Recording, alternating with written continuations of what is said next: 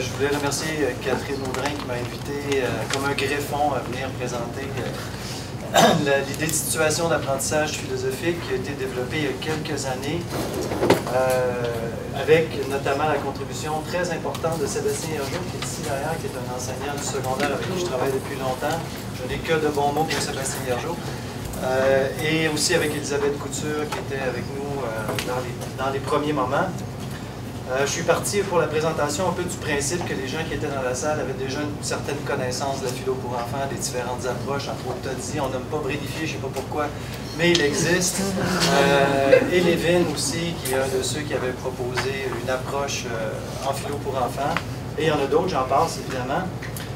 Étant donné que je suis en éducation depuis 2008, je suis davantage habitué ces dernières années de m'adresser non pas à des philosophes, mais à des pédagogues ou des didacticiens qui m'ont largement contaminé. Vous allez voir un peu dans la présentation en quoi les didacticiens, notamment des sciences humaines et sociales, des mathématiques et des sciences et technologies, m'ont influencé au fil du temps dans ma réflexion ou dans notre réflexion, aussi toutes les expériences qu'on a eues pendant un nombre d'années à l'école, la commission scolaire des navigateurs, école secondaire Laubier et Leslie dans le cadre du programme Citoyens du Monde, qui est en grande partie porté par Sébastien Hergeau. Je tiens à souligner que la proposition qui est faite ici ne constitue en aucun cas une critique des autres approches. Je pars toujours du principe de la multiplicité des approches. Quand je travaille de façon ponctuelle avec des enfants, parce que depuis 18 ans, j'en fais toutes les semaines, notamment dans la classe de mes enfants, j'ai recommencé cette année, je n'utilise pas la situation d'apprentissage philosophique puisque le contexte s'y prête moins. Mais dans d'autres contextes, la situation d'apprentissage philosophique peut être une avenue à considérer sans être l'avenue qui va régler tous les problèmes de la société d'aujourd'hui et de demain. Peut-être une mise en contexte, il y a différentes visions de l'introduction de la philosophie en classe primaire et secondaire. C'est une vision ou une façon de présenter qui est assez bipolaire. On est dans une approche très polarisée entre deux postures. Il y a évidemment plusieurs nuances à apporter à ces deux postures. On pourrait identifier d'abord une perspective que je qualifierais d'humaniste, expérientiel, voire psychopédagogique, dans laquelle ce qu'on souhaite faire, c'est faire vivre une expérience philosophique, qu'elle soit cognitive, sociale ou affective, ou les trois en même temps, aux élèves. Ici, on mise davantage sur le sens du vécu de la pratique philosophique, qui est tout à fait louable et tout à fait intéressant. Donc, on va dire les enfants aiment la philo, on leur offre un espace où ils ont la liberté de penser, où ils sont dans un contexte où ils peuvent être eux-mêmes, etc., etc. Donc, c'est vraiment la philosophie comme une expérience qui est mise de l'avant. Les apprentissages qui sont effectués dans ce contexte-là sont davantage orientés par un principe d'immersion. À l'intérieur même de l'atelier de philosophie ou de la discussion philosophique ou de la communauté de recherche philosophique, vous pouvez utiliser le terme que vous voulez, l'animateur est habilité à identifier des moments, des espaces dans lesquels il peut intervenir pour favoriser des apprentissages particuliers parce qu'il a la capacité d'observer ce qui se passe devant lui, parce qu'il y a une lecture du processus qui est plus avancée que celle de ses élèves. Généralement, cette lecture des processus se fait par la formation, entre autres le cours à distance que Michel a développé, est un excellent outil pour développer notre capacité à observer, à repérer ces moments dans la discussion. Il y a peu ou pas de recours à des sources externes d'information dans une pratique comme ça. On part du vécu des enfants. On peut utiliser une histoire ou un point de départ, mais systématiquement, les sources externes d'information ne sont pas nécessairement utilisées.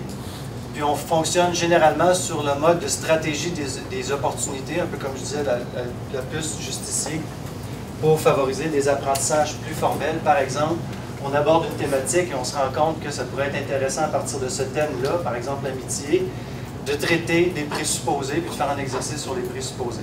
C'est la thématique qui apparaît d'abord, puis ensuite l'opportunité de formation est connectée à cette opportunité, ce qui permet de créer un certain sens aux apprentissages aussi.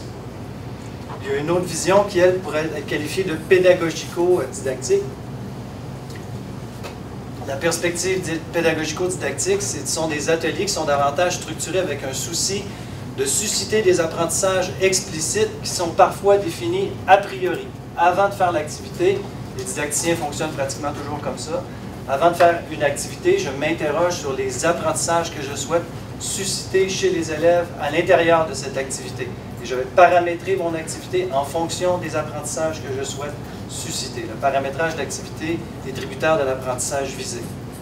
Il y a une intention ici de formalisation et d'opérationnalisation des apprentissages effectués, c'est-à-dire que l'enseignant va explicitement discuter avec les élèves des apprentissages visés par son activité. Il va rendre la chose claire et limpide pour l'élève. On n'est pas dans un mode immersion, on est dans un mode d'explicitation avec l'élève. On a un intérêt pour le caractère développemental et progressif des apprentissages, avec un S à apprentissage. Ici, l'idée, c'est de s'arrimer, entre autres, sur des programmes de formation, comme on peut le voir dans la plupart des programmes de formation qui sont liés notamment au programme de formation de l'École québécoise, tous les programmes qui sont liés au domaine d'apprentissage, sciences techno, univers social, géographie, les arts, la musique, l'éducation physique. Les enseignants se rapportent à ce qui est appelé l'échelle de progression des apprentissages, puis ils organisent leur séquence d'enseignement et apprentissage en fonction de cette échelle-là qui s'inscrit dans une logique de progression des apprentissages. En première année de pratique, on ne vise pas les mêmes apprentissages qu'en cinquième année de pratique, puis un document guide qui aide les enseignants à structurer ce développement des apprentissages. On tente de paramétrer le dispositif afin de créer un effet structurant. Par dispositif, ici, on entend toutes les interventions de l'enseignant, la manière dont la salle sera organisée, la salle de classe, et le type de matériel qu'on mettra à disposition des élèves. Est-ce que c'est une source externe? Est-ce que c'est une vidéo? Est-ce que c'est un texte de loi par exemple? Est-ce que c'est un cas en particulier qu'on va étudier? Est-ce que c'est un problème à résoudre? Est-ce que c'est X, Y, Z? Il y a plein de façons de procéder, mais l'activité s'appuie sur un dispositif qui vise à avoir un effet structurant pour conduire les élèves à un certain endroit en particulier. On tente de puiser au savoir développé en pédagogie et en didactique, notamment en regard de la notion de situation d'apprentissage. On s'appuie aussi, ou on s'inspire aussi des approches pédagogiques et des théories de l'apprentissage qui ont été développées dans le champ des sciences de l'éducation, entre autres les plus couramment nommés constructivisme, ici on pense entre autres à Piaget, socio-constructivisme, développé par Vygotsky plus particulièrement, même si le terme socio-constructiviste n'existait pas à l'époque de Vygotsky, et le cognitivisme qui a pris des formes différentes avec l'enseignement stratégique, l'enseignement explicite, l'enseignement direct tel qu'on le connaît avec les travaux, entre autres de Clermont-Gauthier à la faculté d'éducation de l'Université Laval, ou encore à l'UQTR avec Steve Bissonnette. Les gens en milieu scolaire doivent connaître Steve Bissonnette, c'est quelqu'un de généralement assez connu dans le milieu. Qu'est-ce qu'une situation d'apprentissage? Ceux qui sont familiers avec les sciences de l'éducation trouveront que ma présentation est assez sommaire, mais c'est voulu, il y aurait beaucoup de choses à ajouter. On peut la définir comme un ensemble de conditions et de circonstances déterminées par l'enseignant et qui visent à amener une personne, en l'occurrence l'élève, à construire des nouvelles connaissances. L'objectif, c'est la construction de nouvelles connaissances. La situation d'apprentissage, dira Legendre, est une situation dans laquelle un sujet, ici l'apprenant, fait l'acquisition d'un objet d'apprentissage sous la responsabilité d'un agent, qui est l'enseignant, les ressources matérielles mises à sa disposition, par exemple dans les laboratoires de sciences, qui utilise des approches pédagogiques appropriées en fonction du contexte dans lequel on se trouve, du contenu à faire apprendre. Selon le contenu, il y a des approches plus efficaces que d'autres. C'est un dispositif pour Mérieux qui met en projet un sujet afin qu'il construise un savoir nouveau. Il y a une visée d'apprentissage. Houssay a présenté le fameux triangle didactique ou ce qu'on va appeler, ou ce qu'il appelle aussi l'espace pédagogique. Il y a différents types de relations qui sont convoquées dans une situation d'apprentissage. D'abord, une relation entre, je ne sais pas si ma souris fonctionne, entre le savoir et l'enseignant. Ici, on s'intéresse davantage à l'acte d'enseigner. Ensuite, une relation entre le savoir et l'élève, qui est la relation d'apprentissage, et la relation entre l'enseignant et l'apprenant, où l'on va parler de l'acte de former. Dans ce cas-ci, c'est la relation didactique, parce que c'est le lien entre le savoir qu'on cherche à travailler avec l'élève et la manière dont l'enseignant va le restructurer pour qu'il soit accessible aux enfants ou aux adolescents. Ensuite, il y a la relation d'apprentissage, c'est-à-dire la relation que l'élève a par rapport au savoir de référence, et la relation pédagogique, qui est la relation entre l'élève et l'enseignant, selon les différentes stratégies qu'il va mettre en place pour favoriser les apprentissages. Ce modèle-là est très classique en didactique, là, pour ceux qui sont issus du domaine.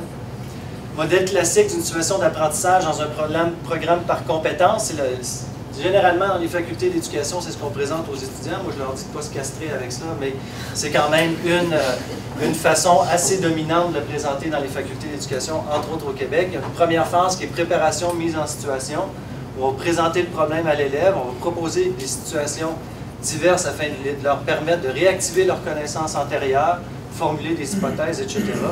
Ensuite, il y a une phase de réalisation. On va leur demander d'accomplir une tâche. On va les engager dans un processus de réflexion, voire de résolution dans certains cas, qui implique la mobilisation de ressources du milieu et de ressources contextuelles. Ça peut comprendre des moments de retour réflexif, des moments métacognitifs. Et la phase d'intégration, d'objectivation et d'institutionnalisation qui, elle, vise à mettre en place des espaces pour aider l'élève à prendre conscience de ses apprentissages, des apprentissages qu'il a effectués. Donc, on formalise l'apprentissage, des méthodes qui ont été utilisées dans le but d'effectuer une certaine régulation. Il y a un ancrage des apprentissages à l'intérieur d'un savoir qui est dit standardisé. On amène l'élève à prendre conscience des apprentissages qu'il a effectués. La phase de réinvestissement et de transfert, ça peut comprendre une activité qui est complémentaire et qui vise à réutiliser les connaissances ou les apprentissages effectués dans une situation à l'intérieur d'une autre situation. Ce sont les grandes phases de situation d'apprentissage qu'on voit en éducation. Les approches pédagogiques, il y en a plusieurs qui existent dans le monde de l'enseignement, qui touchent les modalités de mise en œuvre ou de mise en scène de la situation d'apprentissage. L'enseignement magistral, de moins en moins présent, mais encore quand même présent dans les écoles. Les approches par problème, à l'intérieur desquelles on retrouve la pédagogie du projet, l'étude de cas, la controverse structurée, l'îlot de rationalité qui a été développé par Gérard Fourez. On pourrait ajouter aussi les questions socialement vives qui sont très populaires dans les écoles, ou encore l'enseignement direct et stratégique, c'est pour vous donner simplement des exemples d'approches pédagogiques qui existent à l'intérieur des différents domaines didactiques. Maintenant, si on regarde plus spécifiquement la situation d'apprentissage philosophique, il y a différents principes régulateurs de la situation d'apprentissage philosophique sur lesquels on s'appuie pour les créer. D'abord, on veut viser l'appropriation d'un contenu d'enseignement, que ce soit un concept, une notion, des habiletés, des attitudes, des compétences, des savoirs disciplinaires, etc. L'idée, c'est d'identifier un élément sur lequel on souhaite faire des apprentissages aux élèves. Il y a une intention pédagogico-didactique qui est claire pour l'enseignant au départ et qui est clarifiée avec les élèves. Ensuite, on veut permettre, idéalement, de conduire les élèves à développer des métaconnaissances de différents ordres. Ça rejoint un peu l'idée de métacognition dont parlait Anne, avec certaines variations. En fait, ce qu'on veut dire, c'est qu'elle gagne à s'inscrire dans une perspective de formation de la pensée. Il y a toujours la formation de la pensée qui est au cœur de la situation d'apprentissage philosophique. L'idée, c'est de comprendre des relations elle comprend aussi des relations avec des aspects liés aux sous-disciplines de la philosophie qui peuvent être mis en relation avec les contenus d'enseignement. On prévoit des espaces de dialogue philosophique. Dans le cas qui nous occupe, les dialogues philosophiques prennent généralement la forme en termes d'animation de l'approche développée par Liebman et Sharp en termes de posture enseignante, de manière de questionner les élèves. C'est vraiment ce qui nous inspire le plus lorsqu'il y a des espaces de dialogue philo. Il y a différents principes régulateurs d'une situation d'apprentissage philosophique. D'abord, prévoir les modalités pédagogiques qu'on va mettre en œuvre pour favoriser les apprentissages et assurer une cohérence dans le processus. Prendre appui sur les théories de l'apprentissage afin d'assurer un arrimage cohérent entre les visées et les moyens déployés. Ici, ces ancrages-là peuvent impliquer une certaine variation. Dans certains types d'apprentissage, l'approche socio-constructiviste, les théories de l'apprentissage, l'inspiration socio-constructiviste, peuvent être plus adéquates. Dans d'autres, les théories de l'apprentissage développées dans le champ du cognitivisme peuvent être plus pertinentes. Ça dépend de ce sur quoi on souhaite travailler avec les élèves et comment on souhaite le faire. On veut rendre explicite auprès des élèves les visées d'apprentissage effectuées. Deux modes distincts et ou complémentaires de la situation d'apprentissage philosophique. On peut l'intégrer au domaine d'apprentissage qui sont inscrits au programme. Par exemple, intégrer des dialogues philo en sciences quand on fait une activité en sciences. Intégrer des dialogues philo en histoire quand on fait des cours d'histoire. Intégrer des dialogues philo en mathématiques, en art, etc., etc. Tous les domaines d'apprentissage peuvent présenter des leviers pour intégrer des réflexions, des dialogues philosophiques. On peut aussi, dans un autre mode, mettre en place un programme de formation à la pensée selon une logique développementale qui reste à documenter scientifiquement par ailleurs.